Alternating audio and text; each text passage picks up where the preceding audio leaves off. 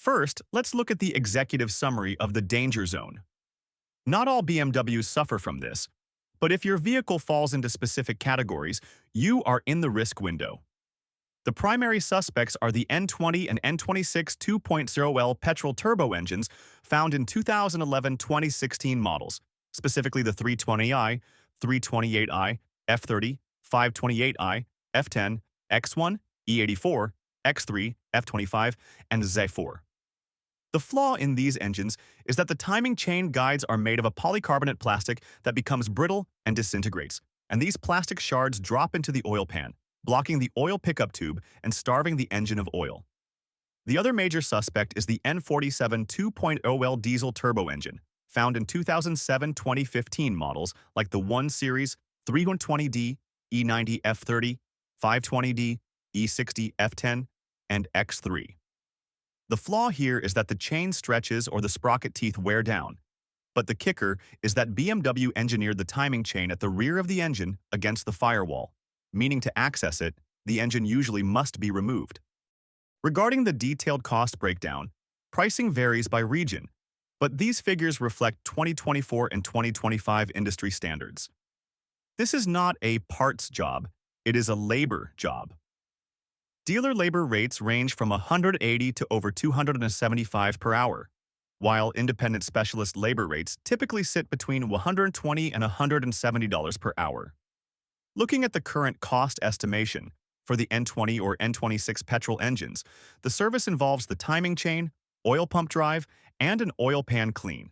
This will cost between $2,800 and $3,800 at an independent specialist, while a dealership estimate will range from $4,800 to $6,500.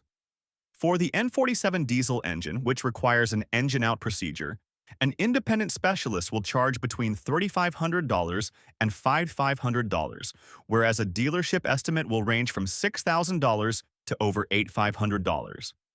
In terms of the parts breakdown, an OEM kit from brands like Iwis, who makes the chain for BMW, or Phoebe, includes the chain, tensioner, guide rails, and sprockets and costs between $600 and $900. Genuine BMW parts are the exact same parts in a box with a BMW logo but cost over $4,200. My advice is to go with an independent shop using OEM parts so you get the same quality hardware without the blue and white roundel tax. If you look at your invoice and wonder why the quote is so high, you will see that 60% to 70% of the cost is labor. And here is the reality check on why. For the N20 and N26, the complexity comes from the fact that we are not just swapping a belt. We have to lock the camshafts in a precise position, and crucially, we must drop the oil pan. If your mechanic quotes you a cheap price and does not drop the oil pan, run away, because we have to fish out the broken plastic guide pieces from the oil pickup screen. And if we leave them there, your engine will seize 5,000 miles later. The N47 diesel is a nightmare because the chain is at the back, so we often have to drop the entire subframe and transmission, or pull the engine out entirely, making it essentially open-heart surgery for a car and a 15 to 20-hour job. Since you are paying for massive amounts of labor to open the engine, there is a while you're in there list of add-on repairs that are financially irresponsible not to replace simultaneously. The labor is already done, so you just pay for the part. This includes the oil pump drive chain module, which is essential for the N20 because the oil pump has its own chain assembly that fails right alongside the timing chain, so replace them as a pair always. You should also replace the valve cover gasket because we have to take the cover off anyway, and reusing the old rubber will cause leaks. The front main crank seal should be replaced since we are removing the vibration damper, and the drive belt and tensioner should be swapped if they look old for the cost of the roughly $80 part since they have to come off to get to the engine anyway. Finally, the oil pan gasket is required since we are dropping the pan to clean debris. Regarding the diagnostic checklist, you need to know if you are paranoid or in danger. For the N20, look for the whine, a high-pitched whining sound that rises and falls with engine RPMs, sounding like a supercharger or a remote control car, which usually indicates the guides are tight or failing and is of high urgency. For both the N47 and N20, listen for the death rattle, a distinct metallic clattering on a cold start that sounds like loose change in a washing machine for 2 to 3 seconds before quieting down as oil pressure builds.